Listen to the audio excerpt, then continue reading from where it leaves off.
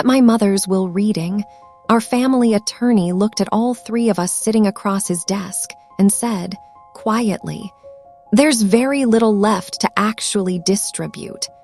My mother built Sinclair Vineyards from 11 acres of scrubland into one of the most respected wine estates in the county.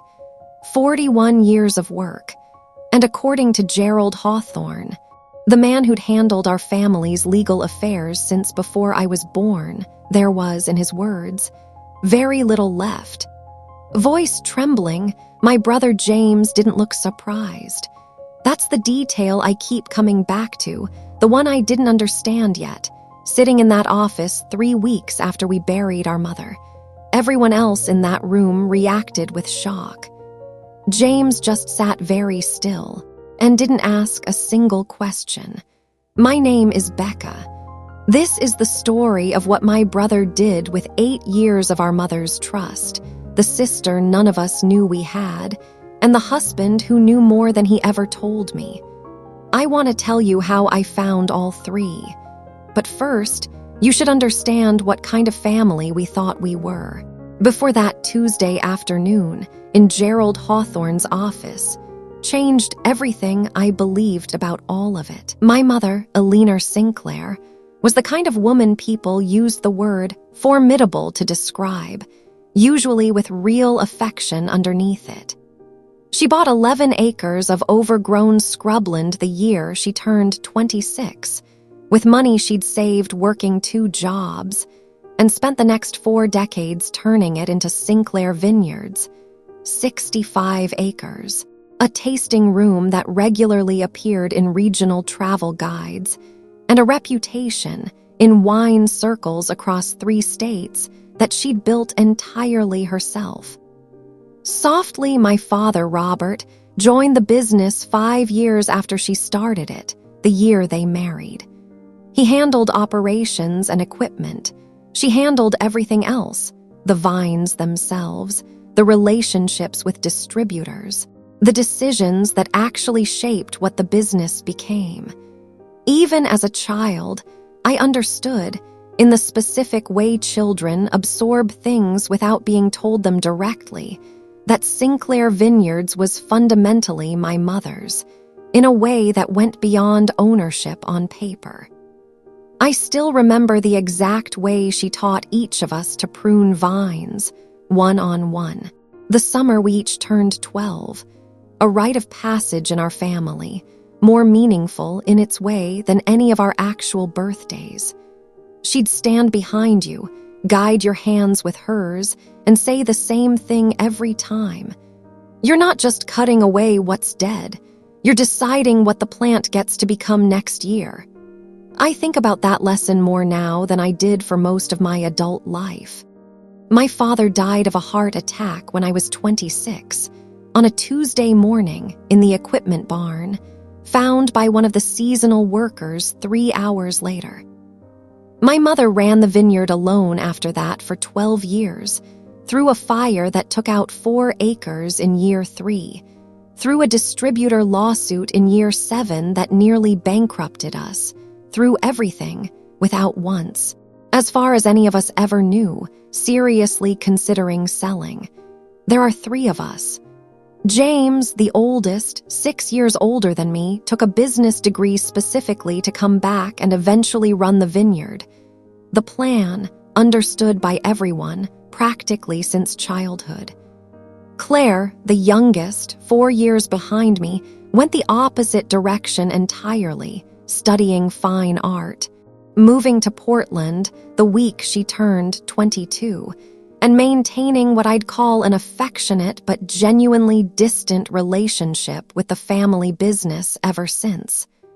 I'm the middle child, in more ways than the obvious one.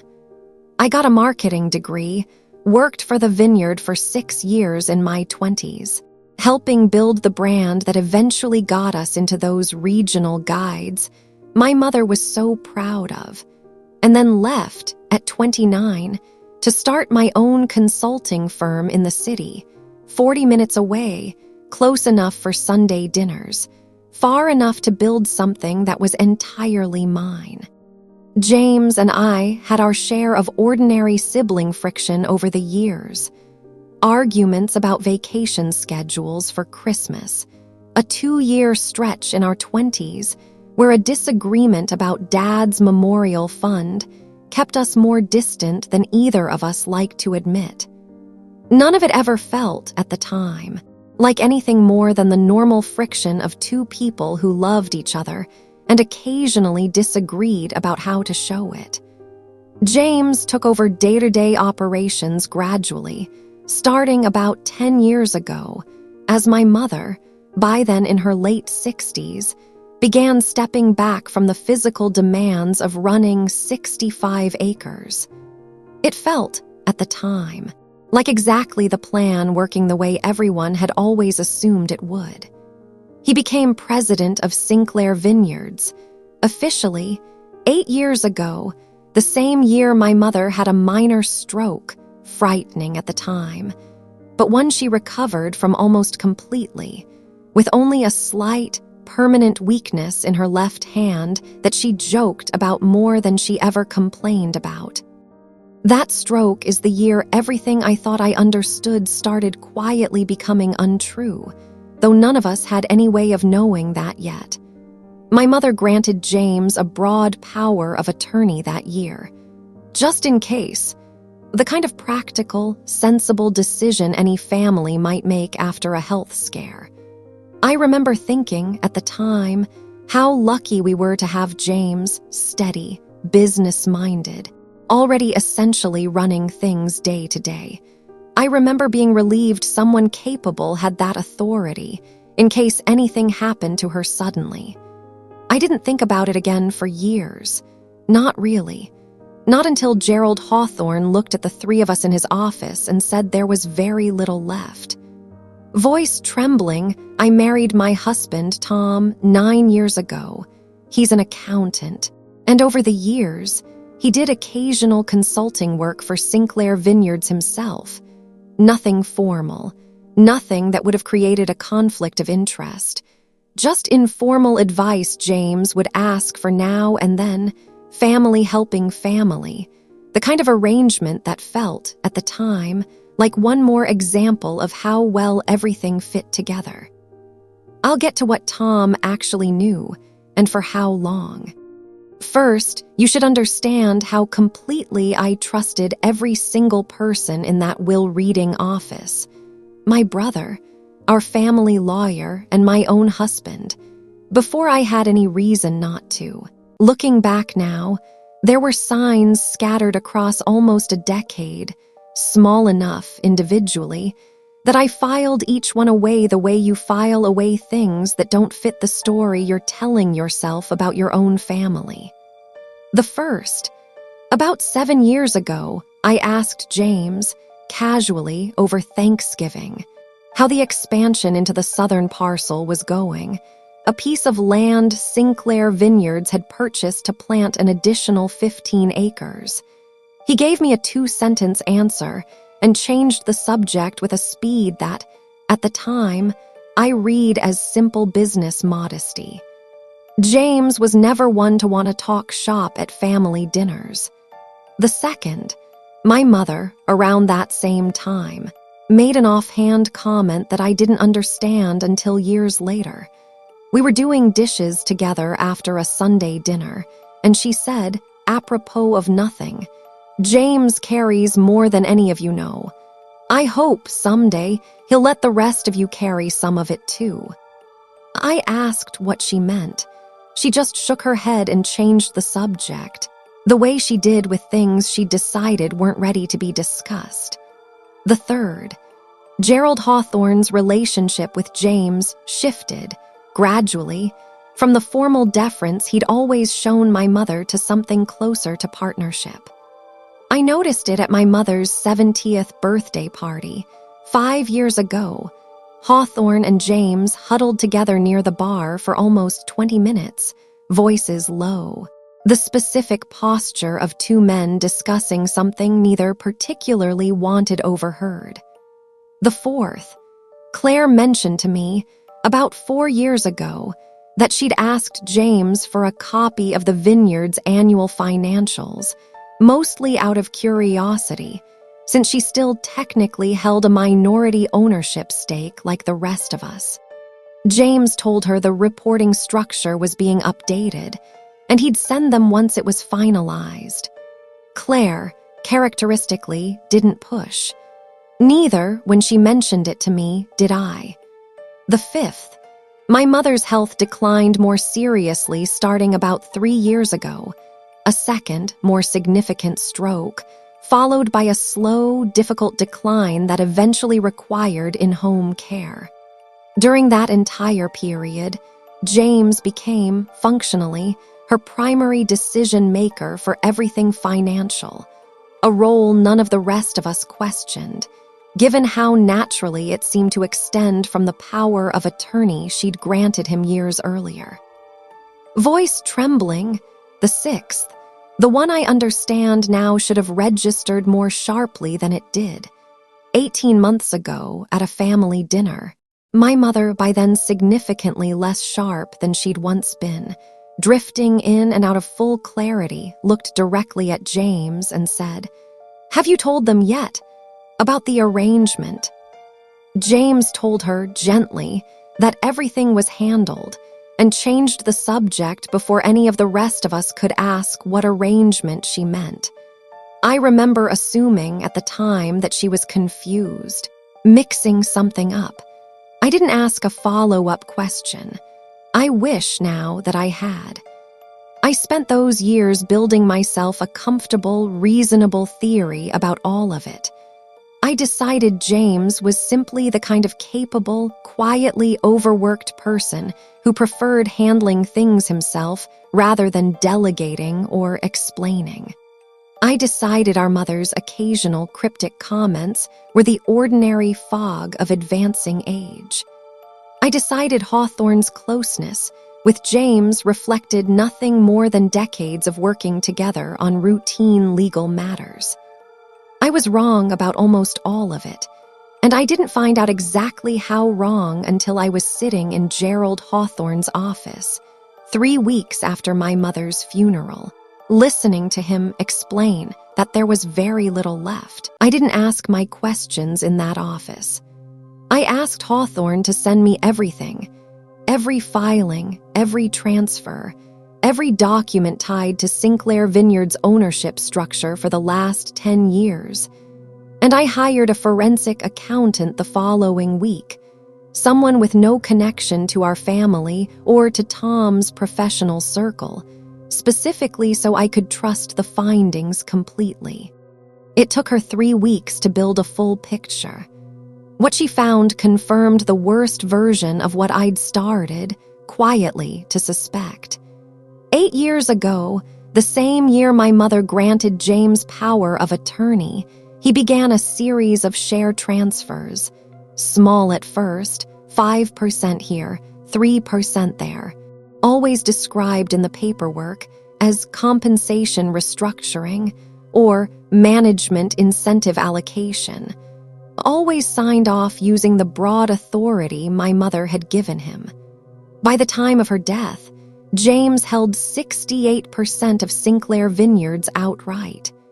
My mother's own estate held just under 9%, a fraction of what any of us had assumed, our whole lives, would eventually be distributed among the 3 of us. Shocked silence, that alone would have been devastating enough. It wasn't the whole picture. James had also used his controlling position to take out 4 separate loans against the vineyard's assets over those same 8 years.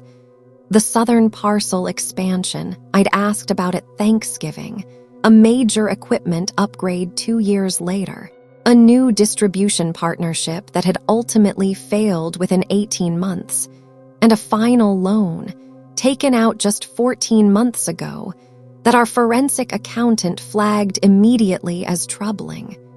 $2.3 million against assets that, by that point, were already leveraged close to their full value from the previous 3 loans combined. Our accountant also flagged a pattern in the transfer documentation itself, Nearly every filing had been processed in the final week of each fiscal quarter, when Hawthorne's office historically handled the highest volume of routine paperwork. "That's not necessarily suspicious on its own," she told me, "but it is a pattern consistent with deliberately burying significant transactions inside routine ones." I didn't know yet whether that detail belonged to James's judgment or Hawthorne's advice. I would find out soon enough that it was very likely both. Angry, Sinclair Vineyards, the business my mother had built from 11 acres of scrubland with money from 2 jobs, was now carrying debt that exceeded, by our accountant's estimate, nearly 60% of its total appraised value. And virtually all of it had been authorized by one person, using authority our mother had granted him during a single frightening week 8 years ago, for reasons that, at the time, had felt entirely reasonable. I confronted James on the phone that same evening, unable to wait for an in-person conversation I knew I'd want to have eventually but couldn't sit with silently until we scheduled it. "I have the ownership records," I told him. 68%, James. When were you going to tell any of us?" He was quiet for a long moment. "It's complicated, Becca. There's more to this than a spreadsheet is going to show you." "Then explain it to me." "Uncomplicate it." "Not on the phone," he said. "Come to the house this weekend. I'll explain everything, all of it, I promise you that." Voice trembling, "All of it," I repeated. "What does that mean, James? What else is there?" He didn't answer that question directly. He just said quietly, "There are things Mom asked me to handle that I don't think are mine to explain over the phone. Come this weekend, please." I hung up more unsettled than I'd been before the call, not less. Whatever this was, it had never been only about money. James's voice, when he said, "things Mom asked me to handle," carried a weight I recognized instantly, even without understanding yet what it meant, the exact same weight I'd heard in my mother's voice 18 months earlier, at that dinner table, asking James if he'd told them yet about the arrangement. I called Claire that night and told her everything I'd learned. She was quiet for a long time on the phone. "I always wondered," she finally said. "Not about this exactly. I never imagined anything this specific, but I always had this feeling that James was carrying something the rest of us weren't being shown. I just told myself it wasn't my business to ask." We agreed to go to James's house together that weekend. Neither of us slept much in the days leading up to it. James met us at the door himself, which felt immediately like its own kind of signal. No small talk, no offer of coffee, just a quiet, serious "come in, both of you," before he led us into what used to be our father's study, a room he'd converted into an office years ago. Pause, a thick folder sat waiting on the desk. He didn't hand it to us right away. "Before you look at that," he said, "I need to tell you something about Mom first. Something she asked me never to tell either of you while she was alive." Shocked silence. "When Mom was 19, James said. Before she ever met Dad, before Sinclair Vineyards existed, she had a daughter. She placed her for adoption. It was a different time, 1968. An unmarried, pregnant woman with almost no family support of her own. She didn't have what she'd describe later as a real choice." Claire made a small sound beside me, somewhere between a gasp and a question that hadn't fully formed yet. Voice trembling, "She reconnected with her 11 years ago," James continued. "The daughter, her name is Diane, found her through one of those genealogy services. She wrote Mom a letter. Mom wrote back. They'd been in contact ever since, quietly, without either of you knowing." 11 years, I said. "James, that's 3 years before your power of attorney. You knew before any of this financial situation even started." Mom told me about Diane the year Dad's estate finally settled, when I started helping her more seriously with the business finances, James said. She was terrified of how you both would react, terrified it would look, to either of you, like she'd been lying about who our family even was this whole time. She asked me to help her manage sending Diane money quietly. A kind of amends, she called it, not a fortune. Enough to help with things, a down payment on Diane's first house, help with her own kids' college funds later on. And you just agreed to hide that from us for 11 years. I agreed to respect what Mom asked me to do, James said, and for the first time in the conversation, something sharp entered his voice. I was 29 years old when she told me, Becca. I didn't have the standing to override our mother's wishes about her own life. Pause. Then the stroke happened, I said slowly, working through it as I spoke. And you got power of attorney, and the payments to Diane became part of something you were managing directly, instead of Mom handling it herself. Yes, James said, and somewhere in managing that, I said, my voice not entirely steady anymore, the payments to Diane got mixed in with something much bigger. The share transfers, the loans. James didn't answer right away. When he did, his voice had lost most of its earlier sharpness. I told myself for years that I'd earned some additional compensation, he said. I was managing Mom's entire financial life by that point, the vineyard, the Diane arrangement, her own medical decisions eventually. Nobody else was doing any of it. I convinced myself the share transfers were fair payment for carrying all of that alone. And once I'd convinced myself of that once, it got easier to convince myself again. And again. Angry, the loans weren't payments to yourself, James, I said. The loans were you leveraging the entire business without telling any of us for expansions that failed. I know, he said quietly. I know exactly what they were. I told myself every single time that the next expansion would fix the last one's shortfall. I kept believing that until the numbers stopped being something I could keep believing my way out of. I sat with that phrase for a long moment, believing my way out of it. It was, I realized, exactly the same mechanism Diane had described from the other direction, though I didn't yet know it. My mother writing monthly letters for 11 years. Believing her way toward a reunion, she kept finding new reasons to postpone. Different scale, different stakes, but the same fundamental shape. A family that had apparently specialized for 2 generations now in believing itself past problems it had never actually resolved. Voice trembling, Claire finally spoke, her voice thick. Does Diane know Mom died? I told her, James said. The day after the funeral. She asked if she could reach out to the rest of you eventually, when you were ready. I told her I didn't know when that would be, because I didn't know yet how any of this conversation was going to go. I sat with all of it for a long moment, a sister we'd never known existed, 11 years of secret payments, and years of financial self-dealing that had nearly bankrupted the business our mother spent her entire life building, all tangled together so completely that I wasn't sure, even now, where one thing actually ended and the other began. I need her contact information, I finally said. Diane's, today. James didn't argue. He wrote it down and slid it across the desk. And for the first time since we'd walked into that study, he looked less like the brother I'd always known, and more like a man who'd been carrying something alone for so long he'd genuinely forgotten there was any other way to carry it. I called Diane 2 days later. She answered on the second ring, and I could hear in the brief pause before she spoke that she'd been waiting for one of us to eventually make this call. I wasn't sure you'd want to talk to me, she said.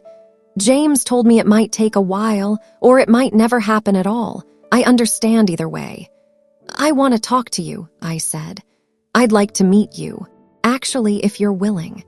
We met for coffee the following week, just the 2 of us. She looked unmistakably like our mother, the same sharp cheekbones, the same habit of tilting her head slightly before asking a question she genuinely wanted the real answer to. Emotional pause. She wrote to me every month, Diane told me, for 11 years. Actual letters, not emails. I have every single one. She never once asked me to keep it secret from anyone but the two of you specifically.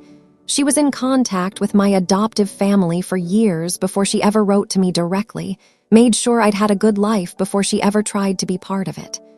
Did she ever want to meet you? In person? Diane was quiet for a moment. Twice. Both times. Something came up, my father's health, once. A vineyard emergency the second time. I don't think either of those excuses were entirely false. I also don't think either of them were entirely true. I think some part of her was always a little afraid of what meeting me in person would actually mean. For a version of her own history she'd spent decades not looking at directly. With voice trembling, I'm sorry, I told her. For all of it, the 11 years, the 2 visits that never happened, all of it. You don't have anything to apologize for, Diane said. You didn't even know I existed until a week ago. I'd like to actually get to know you and your sister, if that's something you both want. I'm not looking for anything from the estate, for what it's worth. I just don't want to go another decade being a secret. I told her about James, carefully, the financial situation tangled up with the payments he'd been managing on our mother's behalf. Diane's face changed slightly. I always wondered why the payments got a little inconsistent. The last few years, she said. Sometimes late, sometimes smaller than usual with a note about business cash flow. I never asked questions. I told myself it wasn't my place, given everything your family had already extended to me without owing me anything at all. I left that coffee meeting with the strange, disorienting feeling of having gained a sister and better understood the shape of my brother's failure in the very same conversation. Claire met Diane 3 days after I did, on her own, without me there to soften anything for either of them. She called me afterward, her voice thick. She has Mom's exact laugh, Claire said. I wasn't ready for that. I thought I was ready for the facts of it. I wasn't ready for how much she'd actually feel like family within 20 minutes of sitting down. I understood exactly what she meant. Some kinds of belonging, it turns out, don't require 11 years of context to recognize. They just require finally being given the chance.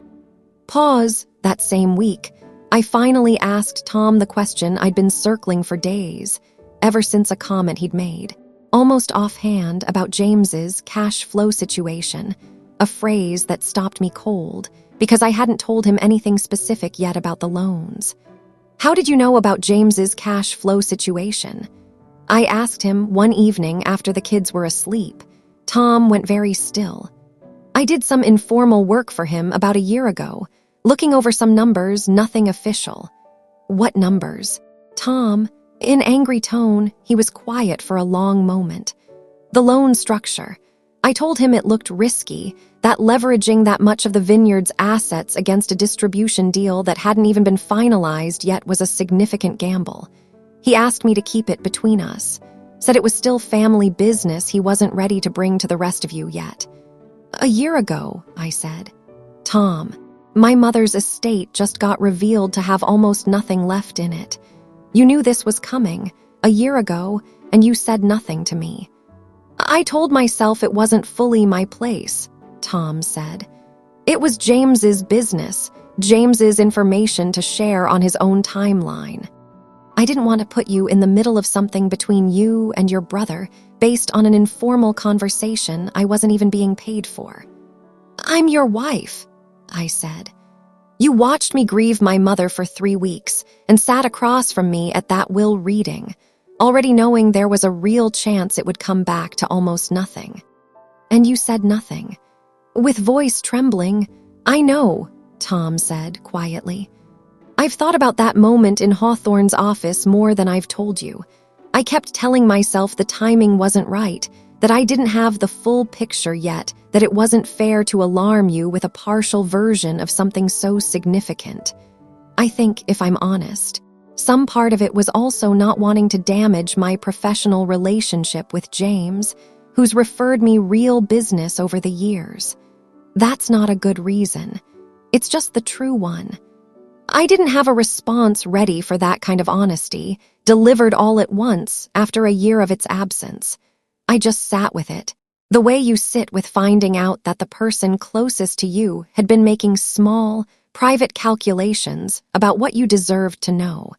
And when. The full family confrontation happened 2 weeks later, at Hawthorne's office.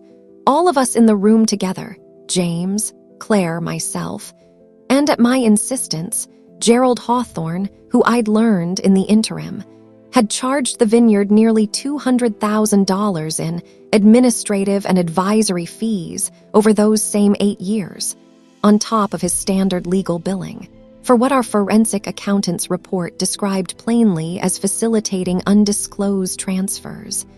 You knew about all of it, I said to Hawthorne first.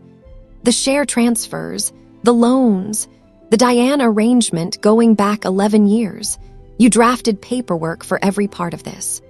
Hawthorne, a man I'd known my entire life, who'd handled our family's legal matters since before I was born, didn't try to deny it. Your mother asked me directly to help manage the Diane situation privately over a decade ago. That request came from her, not James. As for the later transfers and loans, he paused, visibly choosing his words.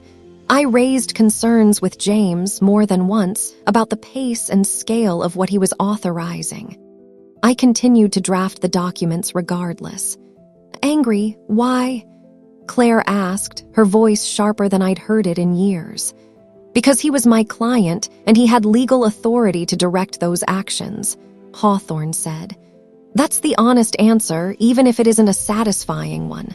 I told myself for years that my role was execution, not judgment, that flagging concerns satisfied my professional obligation, even when the client chose to proceed anyway.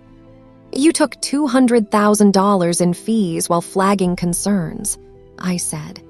That's not a neutral position, Gerald. That's a financial incentive to keep flagging and keep proceeding for as long as the fees kept coming.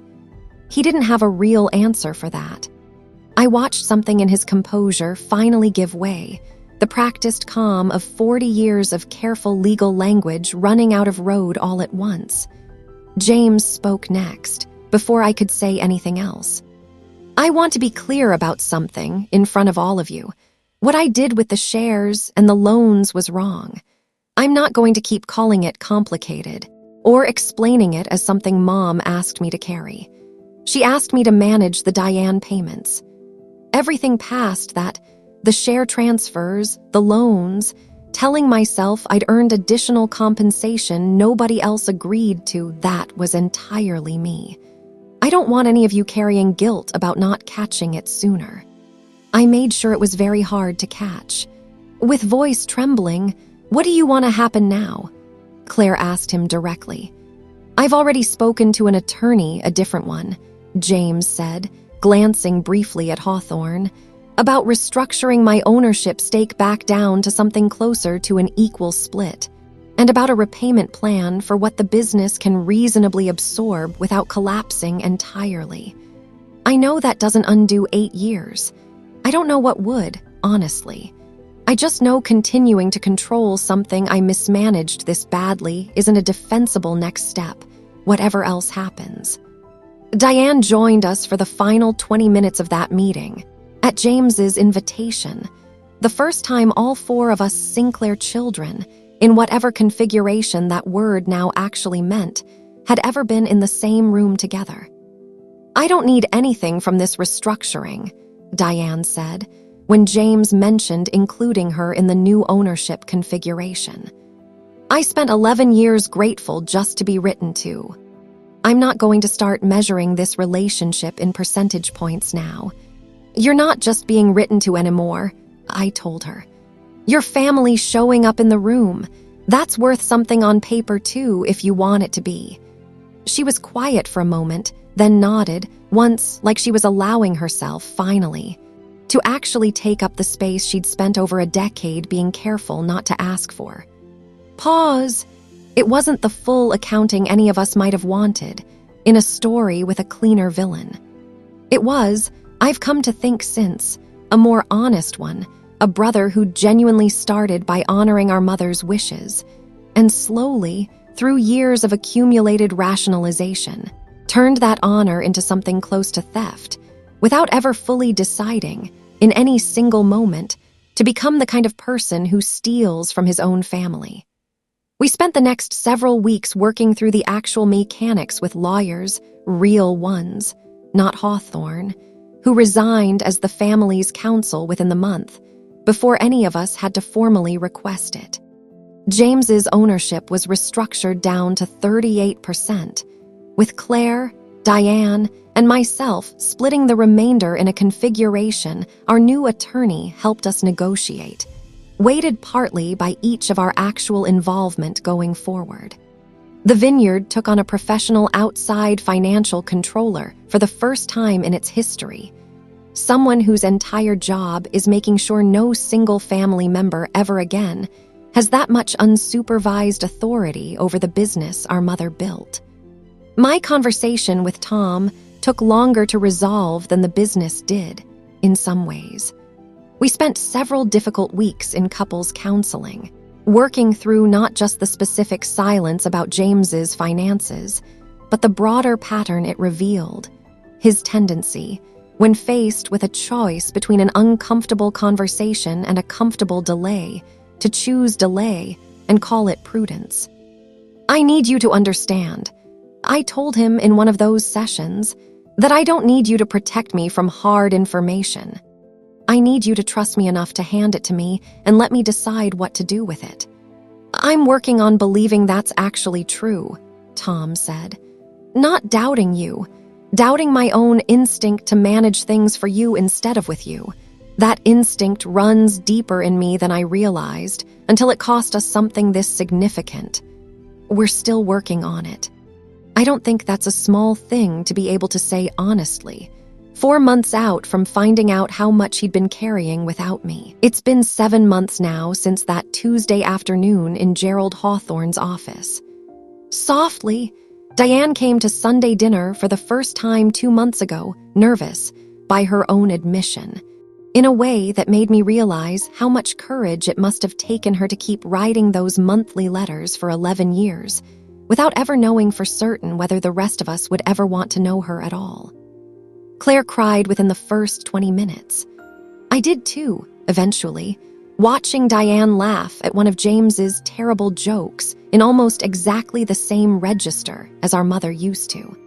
The vineyard is stabilizing, slowly. The outside financial controller James was initially resistant to hiring has, by his own admission, made him a better business leader than 8 years of unsupervised authority ever did.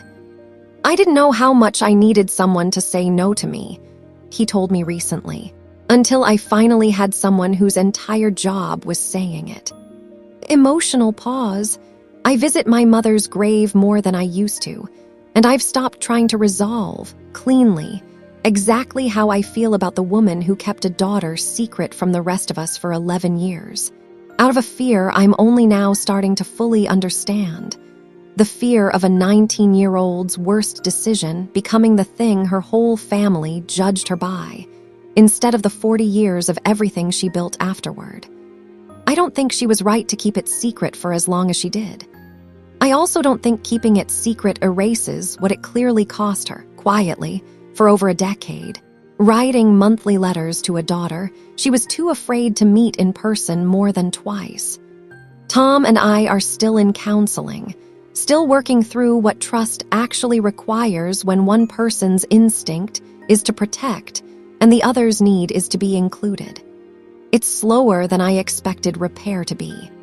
It's also more honest than the version of our marriage that existed before I found out how much he'd been quietly managing on my behalf. James and I talk more now than we have in years, not despite what happened exactly, but because the alternative, going back to a version of our relationship built on things left carefully unexamined, isn't something either of us is willing to do anymore. Emotional pause. Last month, the four of us, James, Claire, Diane, and me, spent a Saturday afternoon in the South Vineyard together. The parcel James had originally over-leveraged the business to expand. It's beautiful now. Actually, 7 years of vines finally mature enough to produce something worth the risk he never should have taken to plant them. We didn't talk about any of what happened that whole afternoon. We just worked, side by side, the four of us, in the kind of ordinary, unremarkable silence that I've come to understand might be the actual definition of a family healing. Not a single dramatic conversation, but 100 ordinary afternoons, chosen deliberately, one after another. I think, most often, about that detail from the very beginning. James, sitting perfectly still in Hawthorne's office, not asking a single question while the rest of us reacted with shock. I understand it differently now. He wasn't calm because he didn't care. He was calm because he already knew every single thing the rest of us were about to spend the next 7 months finding out, and had been carrying the full weight of all of it, completely alone, for longer than any one person should have to carry anything. I don't fully forgive him yet. I'm not sure. Yet is even the right word. I'm not sure forgiveness is a single door you walk through once. I think it might be closer to what Diane's been doing for 11 years. Showing up, consistently, honestly, and letting the relationship slowly decide, on its own timeline, whether it's rebuilding into something real. We're all still finding out. Every single one of us together, for the first time in longer than any of us realized. I think, in the end, that's the only kind of ending a story like this one actually gets. Not a clean resolution. A family finally being honest with each other, one difficult conversation at a time. The way we probably should have been all along, instead of protecting each other from things that were never actually ours to protect anyone from in the first place.